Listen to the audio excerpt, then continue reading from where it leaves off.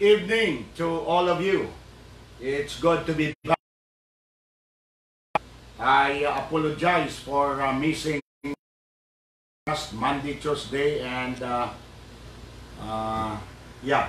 Monday and Tuesday.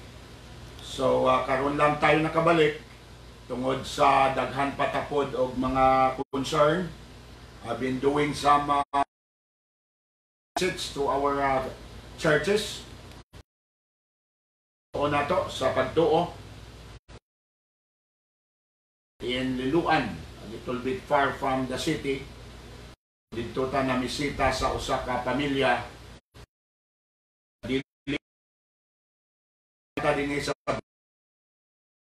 I felt that we need to physically spend time in visiting them.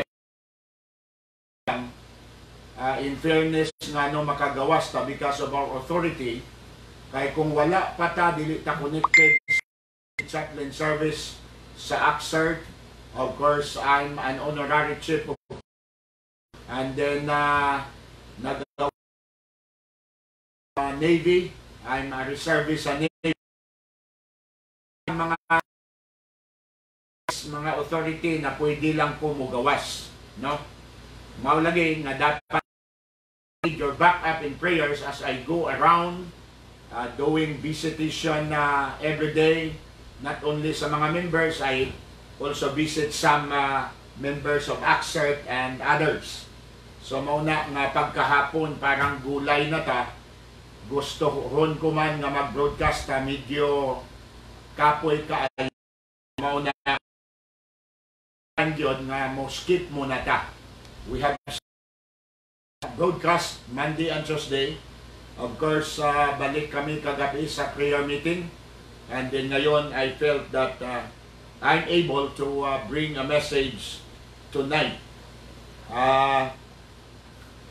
Another good news sa ministry, ang Regional Training Center, Police Academy in Consolacion called up just an hour before the broadcast asking me to teach moral recovery program every Tuesday. So I need your prayer. I am planning to adjust it on Wednesday. So pag Tuesday, Monday and Tuesday maka-broadcast lang ko gyapon. Kung dili na ma-adjust na siya, we might skip kay alas 4 sa hapon man ang schedule ko ngadto, effective next week, no? So mauna nga we need your prayers, and especially sa daghang mga concern dinhi sa atong simbahan, no? May mga nasulti ko na, may mga financial challenges tayo dito, like electric bill at yung ating ginarentahan dinhi na napaka challenges na ato ginatubang, wherein we have only one service on every week, Sunday morning lang, and then gamay ra pod ang mga membro. So I'm calling all the members to be honest and faithful sa inyong giving, no? Kamong mga member dito sa Cebu. Okay? Announcements. Many things has extend ang amo nga lockdown, ang ECQ. That will be on the 15th. So possibly sana katapusan ng July. Pero na-extend na naman ta, so up to 15 na naman. I do hope na dili na unta ni ma-extend, no? Aron makalihok ng yung tagtarong, no?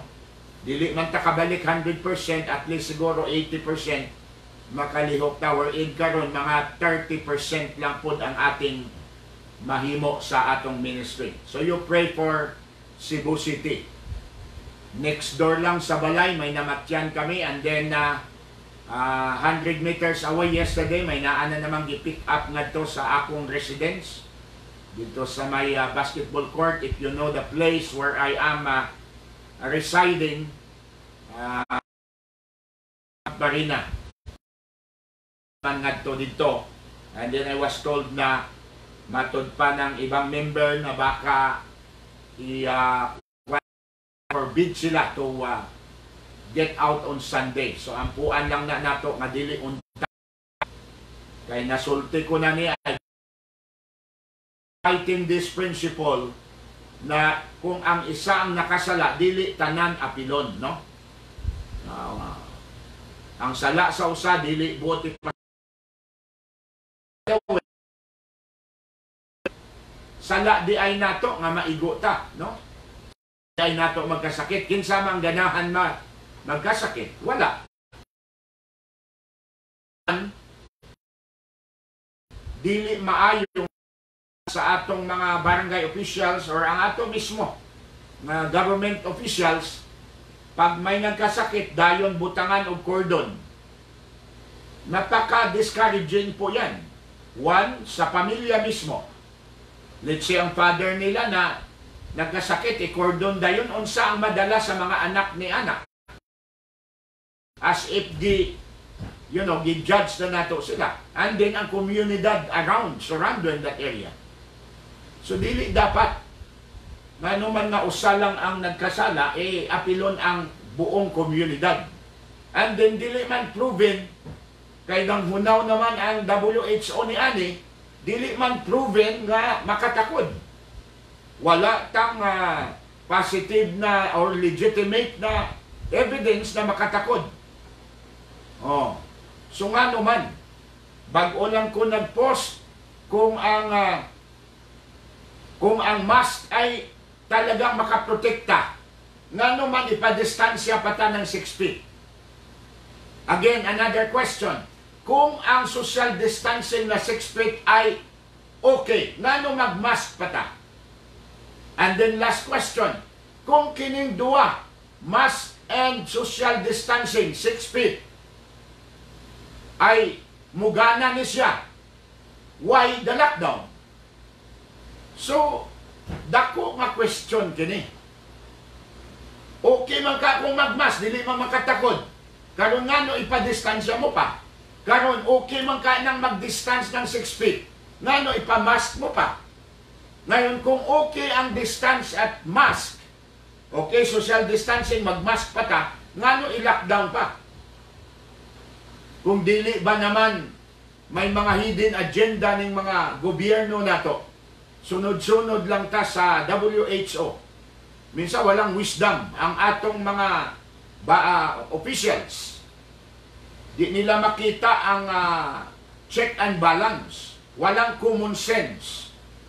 Nagsunod ta sa mga protocols nga dili mao, nga may mga buslot kung baga. So, applyan nato ng common sense, mga higala. And then, nga naman, nga pag Domingo, lockdown tanan. Open sa Lunes, hangtod Sabado. Pwede kang mugawas, as long as may quarantine pass ka. Pag Domingo, bawal na. Nagpasabot lang anti-God ang atong mga officials. Ha? Nga nung pag Domingo, apil-apilon. Nga maura man na. Kausa naman mag-meeting ang mga magtutuo nga maupapod ang untang susi para makatulong po sa ating nasyon. Ang pag-pray, ang pag-fellowship ng mga believers. Ila-lockdown mo pag Linggo, pero open lahat. Ano ba, kasalanan ba ng simbahan ang lahat na ito? Na bawat ano na lang, ang simbahan kaagad, ang unang ninyo, bigyan ninyo ng init ng inyong mga protocol. So, I do hope na sana ma-change ito. Okay? Now, tonight, na-welcome ko by the way ang tanan na naana, nag-tanaw din eh. And I appreciate yung moral support ninyo, yung attendance ninyo sa atong live broadcast would encourage me nga needful ang pag-live. Kaya kung walang mutanaw din eh, what's the use mag-usik kong panahon, daghan kong mga ginabuhat. Ha? So I do hope na talagang mo suporta ka mo sa broadcast na ito. Karon nga gabi, muadto ta sa atong text. Sa Psalms 40 chapter number 42, verse 5 and 11. Chapter 42, verse 5 and 11. Sabi ni David dito sa verse number 5, "Why art thou cast down, O my soul? And why art thou disquieted in me? Hope thou in God, for I shall yet praise Him for the help of His countenance." Verse number 11, "Why art thou cast down, O my soul? And why art thou disquieted within me? Hope thou in God, for I shall yet praise Him who is the help of my countenance and my God." Ito po ang sigaw ni David during the time na siya po ay humaharap ng maraming mga pagsubok. Kasama na po yung siya'y he is being persecuted by King Saul. Dahil sa jealousy, maraming hinarap niya ng mga hardship sa kanyang buhay. Kaya nga tinanong niya ang kanyang sarili, ang sabi na, "Why art thou cast down, O my soul?" Kung sa atin ba, bakit nadidiskurahe ka, kaluluwa ko?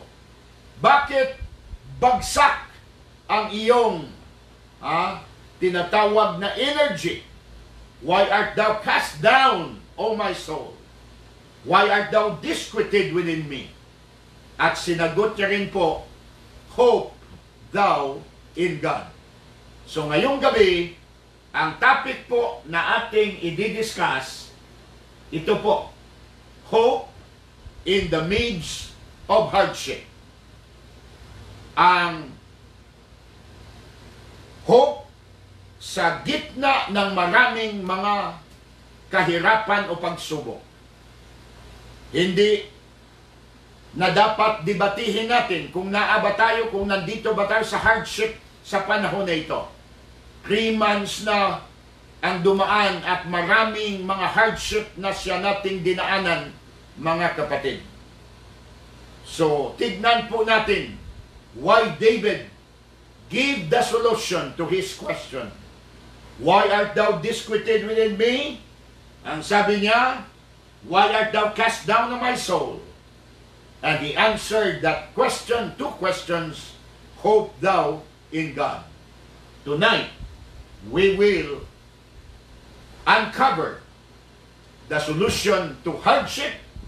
What are the hope that we need to claim from God para sa gitna ng maraming pagsubok na ito ay mayroon tayong pag-asa. Now, bago tayo pupunta doon, I would like to play a video. This is familiar to most believers, but again, we cannot just minimize the inspiration of this song. Pakinggan muna natin bago tayo pumunta sa ating mensahe.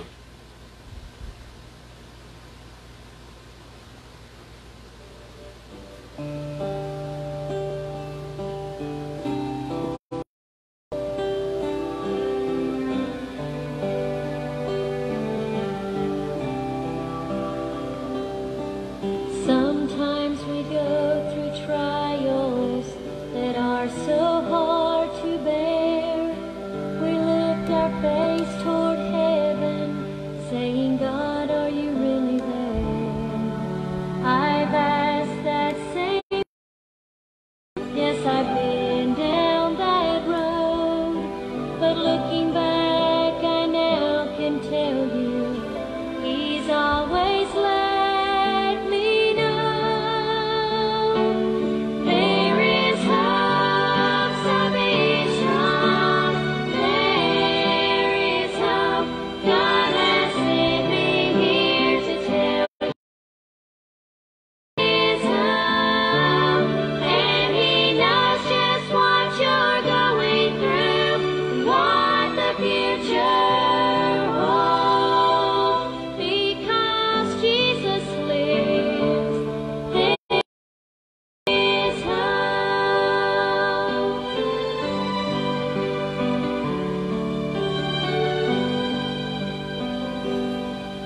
He was bruised for our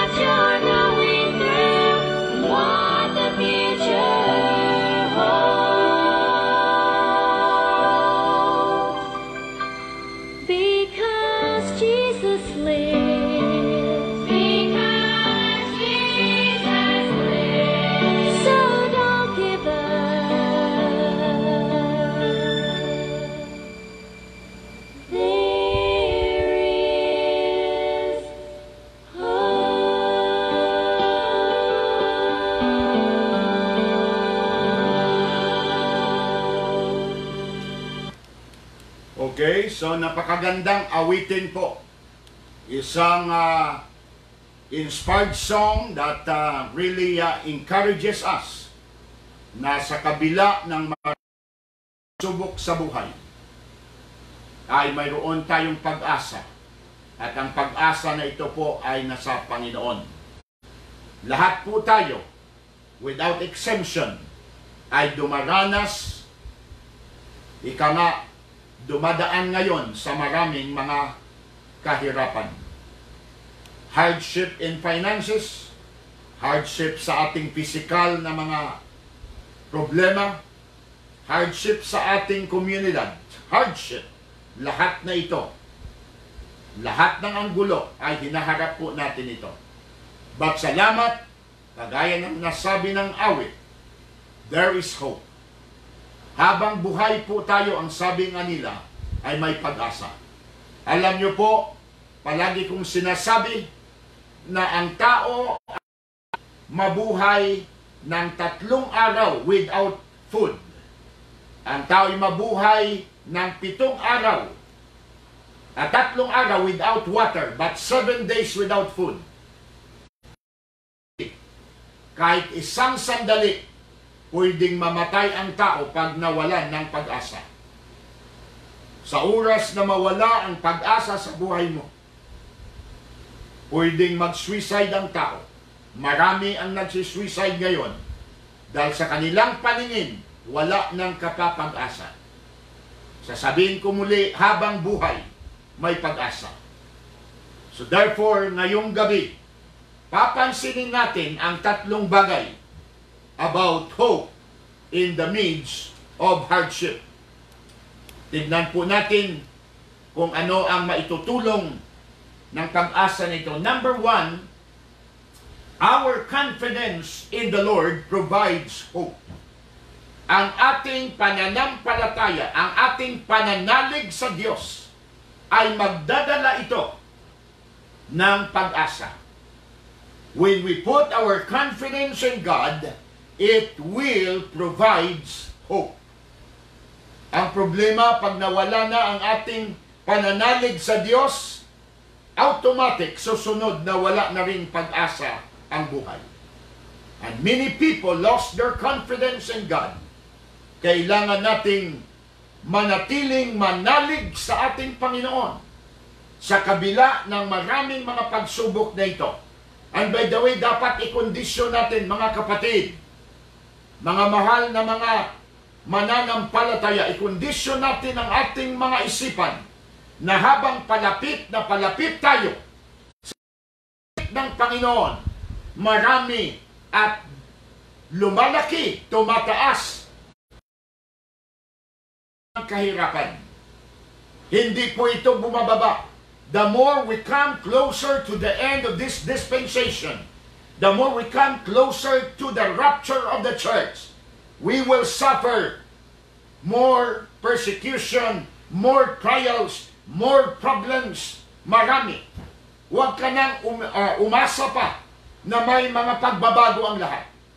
I just posted na uso na ngayon sa maraming mga businesses sa America and other European countries na uso na sa kanila ang cashless society, ang cashless na pamamaraan. At alalahanin niyo po, that is one step toward Revelation 13, na pag ang Antichrist ng Mangulo, ididemand niya sa buong sanglibutan na kailangan may tatak ang tao, the mark of the beast, na atin na pong na-discuss noon. Dahil kung wala kang marka na yan, ay hindi ka makabili because your money will be on that microchip. Cashless na po pagdating sa oras na ito. Ginamit nila ang COVID virus na ito. Maraming nagtatanong bakit kailangan natin mag-cashless society. Isa lang ang sagot. Dahil daw pwede ang virus na magtapot sa pera. Biro mo na. But these are just alibi. Ito ay patungo na tayo doon sa tinatawag nating rapture of the church. And after the rapture, mula doon, magbibigay lang ng kunting peace, temporary peace ang ating kalaban, but later on, i-demand niya ang tinatawag na number of the beast. Dahil hindi ka makabili, hindi ka maka-transact ng bisyo. Everything will be a cashless society. Kaya nga, malapit na po tayo. At habang palapit na palapit po tayo, aasahan natin na maraming mga dadaanan ating mga tinik, mga trials at mga testing sa ating buhay. Huwag na tayong umasa na magiging maginhawa pa.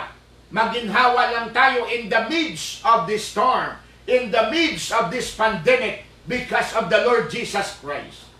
But as far as the world is concerned, the world is getting worse and worse because we are about to be taken away from this wicked world, and the Antichrist will appear and, provide temporary peace. Kaya nga ngayon, mainit ang usap-usapan ng war between America and China and Russia. Medyo mainit na ang kanilang mga dialogo. Ang sabi ko nga, baka anytime musiklab ang tinatawag na digmaan. And that's why kailangan na magkaroon ng ganitong digmaan para si Antichrist sagot. And they're looking for one man to solve the problem. So our confidence in the Lord provides hope. Huwag nating walain ang pananalig sa Diyos. Kaya kailangan kumapit tayo sa Panginoon. Huwag tayong lumayo. Huwag tayong magkaroon ng pagdududa sa Kanyang mga pakikipag-deal sa ating buhay. Tingnan natin kung ano ang may ibigay nito, mga kapatid. Confidence in the person of God. Kailangan mayroon tayong pananalig mismo sa pagkatao ng ating Diyos. Sino ba ang Diyos nating pinaglilingkuran? Ang Diyos nating pinaglilingkuran, ang siyang makapangyarihan sa buong sanglibutan. Walang mga bagay na pwede mag-surprise sa ating Panginoon dahil siya po ang nagkukontrol ng lahat ng bagay na ito. Kaya nga sabi ni David sa kanyang sulat, "Be still and know that I am God." Sabi ng Diyos sa tao. Huwag kayong magulumihan, huwag kayong magpanik. Alalahanin ninyo na I am still God. I am still on the throne. I am still in control. Walang bagay na mangyayari sa buhay ng mananampalataya maliban na ang Diyos ang mag-allow nito sa ating buhay. So our confidence in the Lord provides hope. Confidence in the person of God. Not only confidence in the person of God, ang sabi ng pangalawa, confidence in the performance of God. Ano ba ang nagawa ng Diyos? Ano ba ang kayang gawin niya? Alam po natin na walang imposible sa ating Panginoon. Nothing is impossible with God. So magtiwala tayo sa Kanyang makaya. Doon pa sa Old Testament, pinakita na ng Panginoon na He's able to perform anything that are impossible to man. Nothing is impossible with God. Kaya nga nung si David ay nagmuni-muni, siya po ay he was meditating upon his problem. Sabi niya, "Why art thou cast down on my soul?" Nireview niya ang kanyang mga trials and problem. "Why art thou disquieted within me?" And then, finally, ang solusyon niya, "Hope thou in God." Confidence in the person of God, confidence in the performance of God, and number 3, confidence in the presence of God.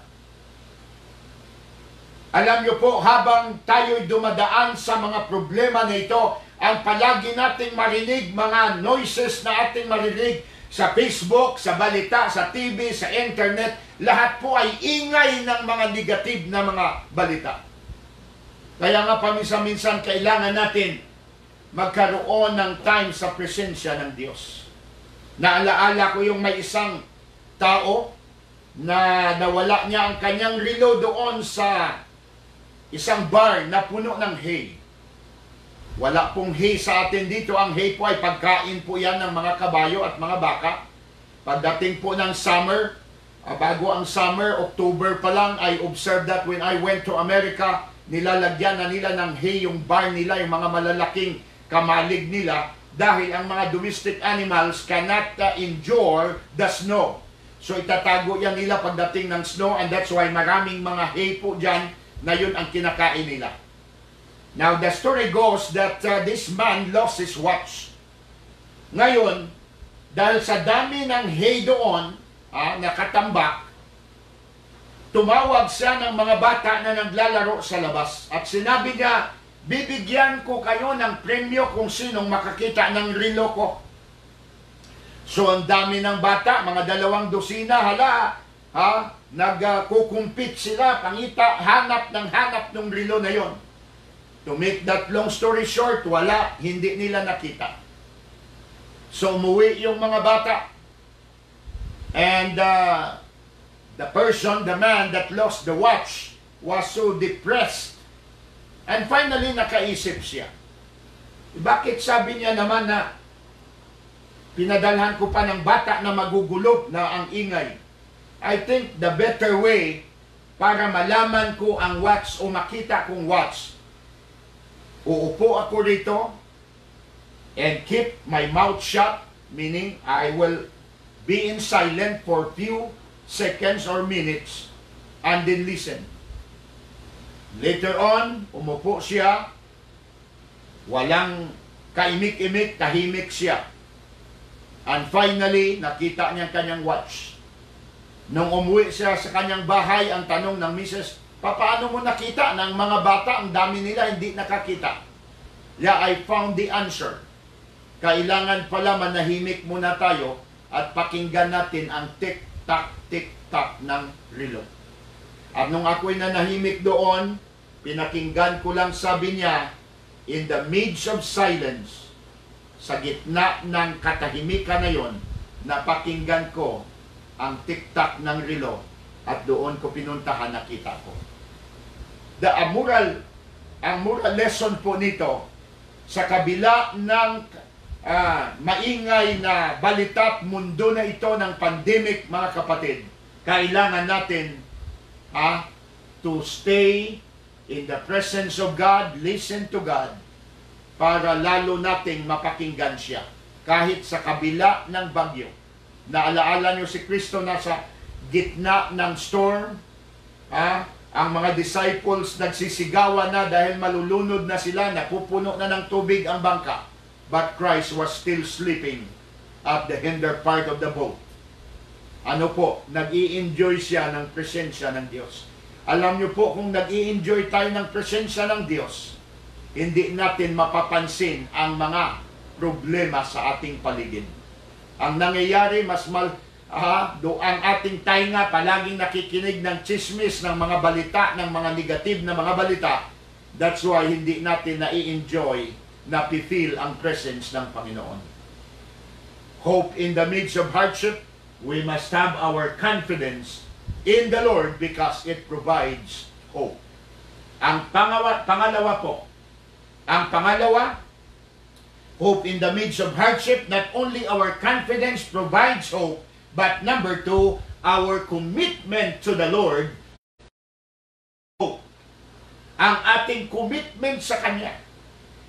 Anong ibig sabihin ng commitment ito? Ang ating talagang tunay na paglilingkod sa Kanya.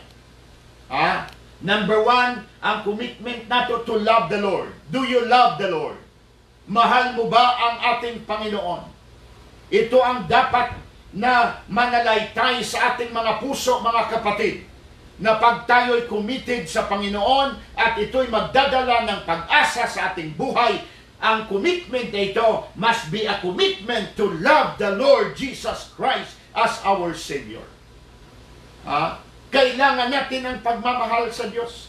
Mahalin siya ng lubusan. Why? Because He loved us so much. Ang sabi ng banal na kasulatan, we love Him. 1 John chapter 4, verse number 7, we love Him because He first loved us.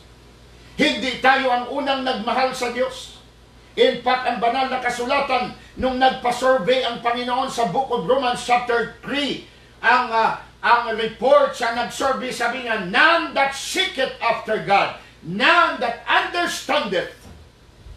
Walang isa na naghahanap ng Diyos. By nature, mga kapatid, hindi tayo God seeker. Hindi tayo ang unang naghanap at nagmahal sa Diyos. Dahil sa kasalanan, ang ating hinahanap ay ang mga bagay sa sanglibutan na ito. Ang mga bagay na pawang mga makasalanan ang siya nating hinahanap, mga bagay na pawang makasanglibutan. We are worldly by nature, we are sinful by nature. Iyon ang ating hinahanap at ang Diyos ay wala sa ating plano. That's why God Himself came down. Siya ang unang naghanap sa atin. Siya sa atin ang kanyang pagmamahal. And therefore, we must be committed. Kung ligtas na po tayo, we must be committed to the Lord because it provides hope. And that commitment, number one, must to love the Lord Jesus Christ. Number two, hindi lamang para mahalin ang Panginoon. Our commitment must to labor for the Lord. Maglingkod tayo. Gumawa tayo ng mga bagay. Napakalaki na ng ginawa ng Diyos. Ang unang ginawa niya na hindi maabot at matupungan ng tao ay ang kanyang kamatayan sa krus para lang iligtas tayo. That's the greatest work that God has demonstrated to humanity by dying at the cross of Calvary. He paid the ransom for our salvation. He paid our forgiveness through His blood. Doon ginawa niya ang lahat para lamang ipadama sa atin na mahal niya tayo. And therefore, tayo din dapat bilang mga anak niya must be willing to labor for the Lord. E minsan wala na tayong panahon sa Kanya. Malungkot sabihin na mention ko na ito. At sana makonbikta tayo. Pag araw ng Lunes at Sabado, naghahanap tayo ng lahat ng paraan para makatrabaho, para makanegosyo, para lalabas tayo ng ating bahay, hindi tayo natatakot. Ang importante, para magkakwalta lang tayo kay kawawa ang ating pamilya. Nothing wrong about that. Pero pag linggo, wala na tayong panahon ni pagpunta sa ating simbahan, natatakot na tayo. Marami na tayong alibay. Saan na ang ating pagmamahal sa Panginoon na hindi natin kaya ibigay ang ating kunting paglilingkod sa Kanya? Samantala, Lunes hanggang Sabado, negosyo. Walang masama na ito. In fact, I had been encouraging you na habang nasa pandemic tayo, maghanap kayo, take initiative, maghanap kayo ng paraan para lang kumita kaysa maghiga-higa lang tayo sa bahay. Pero huwag naman na pagdating ng linggo, pagod na tayo, kaya natatakot na tayo, napakalungkot pa, sasabihin pa na hindi kami makalabas, wala kaming ganito, baka hulihin kami. Baka ng Lunes hanggang Sabado. Are you fooling me? Inaano mo ba ako? Akala mo ba sa pastor mo na talagang mangmang na ako na hindi ko alam ang mga ginagawa ninyo? Marami tayong alibay pagdating sa Diyos. Not only to labor for the Lord, not only to love the Lord, to labor for the Lord, but to lean on the Lord. The word nga lean ay parang salita nilalagay mo. Upuan na ito. I am trusting the chair to carry me. Pag upo ko rito, hindi ako hap lang na dinadala ko pa rin ang aking bigat kay natatakot ako baka hindi ako madala ng chair. I'm leaning my whole weight to the chair. Ganon din ang ating dapat gawin sa Panginoon. Proverbs chapter 3 verse number 5, trust in the Lord with all thine heart and lean not unto thine own understanding. In all thy ways acknowledge Him and He shall direct thy paths. So doon ka magtitiwala. You have to lean on the Lord. Lord, Ikaw ang bahala sa problema na ito. Lord, Ikaw ang aming inaasahan na mag-solve sa problema na ito. We're leaning on You. That's how you commit your trust in the Lord. So yan po ang madadala. Not only our confidence in the Lord provides hope, but our commitment to the Lord provides hope. The last one, number 3, our comfort in the Lord provides hope. Ang ating comfort mula sa Panginoon ay nagpo-provide po ito ng pag-asa. Nagdadala ito ng pag-asa. Ang sabi pa ni David sa kanyang sulat sa Psalms 23, which is a very, very outstanding chapter and most, popular and familiar chapter. Ang sabi ni David, "The Lord is my shepherd, I shall not want. He maketh me to lie down in green pastures. He leadeth me beside the still waters. He restoreth my soul. He leadeth me in the path of righteousness for his name's sake. Yea, though I walk through the valley of the shadow of death, I will fear no evil, for thou art with me. Thy rod and thy staff, they comfort me. In the presence of mine enemies, thou anointest my head with oil, run it over." Ang sinasabi ni David dito, na sa Panginoon, nandyan ang comfort ng Diyos. Na sa gitna ng nilalakaran natin ng mga problema, na sa gitna tayo ng maraming mga atake, finances, lahat na ng kaya, kabilaan yan siya, yet our comfort with the Lord, God said, "I am with you, do not be afraid. Ako, kasama mo ako, I will never leave you nor forsake. Your comfort in the Lord provides hope." Number one, God has a secret place for us. May itong lugar po para sa atin. Hindi tayo, pagdating ng mga problema na ito, itatago tayo ng Panginoon na tayo mismo. Kung naalaala po ninyo sa Psalms 91, sa Psalms 91, ito po ang pagkasabi ni David. Ang sabi niya, "Thou shalt not be afraid the terror by night, nor for the arrow that flieth by day, nor for the pestilence that walketh in darkness, nor for the destruction that wasteth at noonday. 1,000 shall fall at thy right side, and 10,000 at thy right hand. But watch now," the last phrase he said, "it shall not come nigh thee." Bakit? Dahil tinatago tayo, kinikip tayo ng Panginoon, because God has a secret place for us. Hindi tayo kagaya ng mga unsaved na exposed po sila. For almost 3.5 months na everyday lumalabas po ako. Pinapatunayan ko na ang Panginoon ay kaya niyang proteksyonan ang kanyang alagad. Ang iba dyan, tago ng tago, tinatamaan pa. Mayroon ngang walang labas-labas, may mga nabalita na tinamaan pa. So, ang ibig pong sabihin, kailangan natin magtiwala sa Kanya. Not only God has a secret place for us, but number two, tingnan natin po ang pangalawa, God has a secured place for us. Hindi lamang may sekreto siyang lugar na pagdating ng mga trial sa salain ng Panginoon.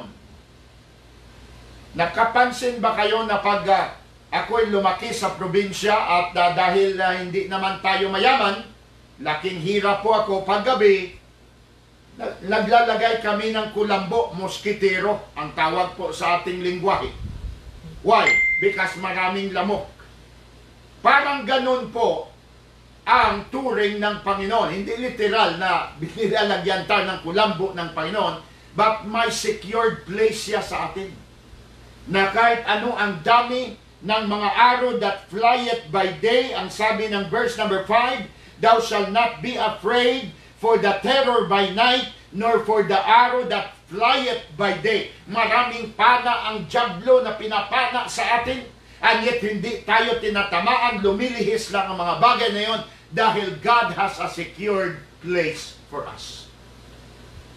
Kinukulambuan po tayo ng Diyos na anumang dating ng mga araw na ito ay hindi tayo matatamaan. As long as tayo'y nananalig sa Kanya. Bakit tinatamaan ng ibang mga mananampalataya? Number one, malayo ka na sa Diyos. Hindi ka naglilingkod. hindi ka nagpipray, hindi ka nagbabasa, wala ka ng pananampalataya sa Kanya, nandoon ka na sa sanglibutan. That's why marami ang mga tinatamaan ng problema dahil wala na sila sa Panginoon. You have to be in the Lord for God to put you in a secured place. And last but not the least, ang pangatlo po, God has a special place for us. Hindi lang secret place, hindi lang secured place, but God has a special place for us. Tignan po natin ang sabi sa Psalms 27 and verse number 5. Psalms 27 and verse number 5. Ito po ang sabi sa verse number 5. Sabi niya sa verse number 5, Psalms 27, For in the time of trouble, He shall hide me in His pavilion. In the secret of His tabernacle shall He hide me. He shall set me up upon a rock.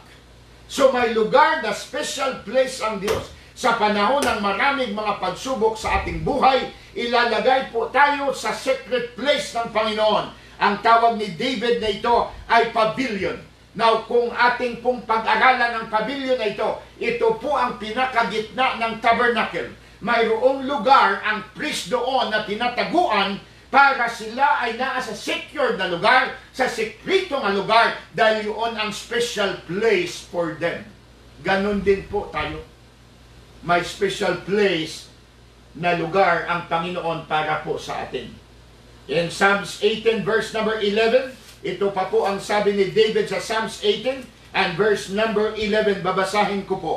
Ang sabi niya, He made darkness a secret place. His pavilion round about Him were dark waters and thick clouds of the skies. So nandoon ka sa pinaka-special na lugar. Nandoon ang dark clouds, nandoon ang mga waters around you. Yet you are in a special place where God has put you, na nothing could come into you without His approval. Death nor any other problem cannot come or overtake you. Why? Because God has that place, a special place for you and me. Sana po, kailangan natin mananalig sa Kanya. Ibigay natin ang ating buhay sa Kanya, paglingkuran natin siya. Yung mga naiwan na lang na mga bagay na kailangan huwag nating pabayaan, i-maintain natin ang ating prayer sa Diyos, i-maintain natin ang ating pananampalataya sa Kanya, araw-araw, palagi tayong mag-pray, lagi tayong magtiwala, na proteksyonan tayo, and then again, paglingkuran natin siya sa kaya ng maabot ng ating mga kaparaanan. Kaya nga, I never closed down the church. Ang probinsya noon, bago pa lang lockdown tanan, walang allowed daw, i-publish, walang allowed na mga religious. I said, no, I have to obey the Lord. I have to put my faith in God. Sa awa ng Diyos, nakaabot tayo ngayon na kailanman wala na postpone ang ating pagtitipon sa Diyos. At God has vindicated our faith at Kanyang proteksyonan ang ating mga buhay. So far dito sa Cebu, salamat na wala man lang isa na mga believers na tinamaan dahil sa prayer ng ating simbahan. And then patuloy tayo na gawin ang karapat-dapat, magbigay tayo, huwag tayong maging magramot sa Panginoon dahil darating siya at maiwan lang ang mga natipo natin dito sa sanglibutan na ito. Ang malungkot pa, gagamitin, i-close ng Antichrist lahat ng bangko at ipa-withdraw yung lahat ng mga naiwan na mga pera ng mga mananampalataya at gagamitin niya sa kanyang modus at business pagdating sa panahon ng tribulation. Be generous sa inyong pagbibigay. So, sana ang mensahe na ito ay nakadala ng encouragement sa bawat isa. Remember, there is hope in the midst of hardship. Good night. Again, stay safe. Let's continue to pray one another. Marami pa tayong dapat gawin. But let us expect na maraming hardship ang ating dadaanan. But by the grace of God, He has a secret place for us, He has a secured place for us, and He has a special place for us.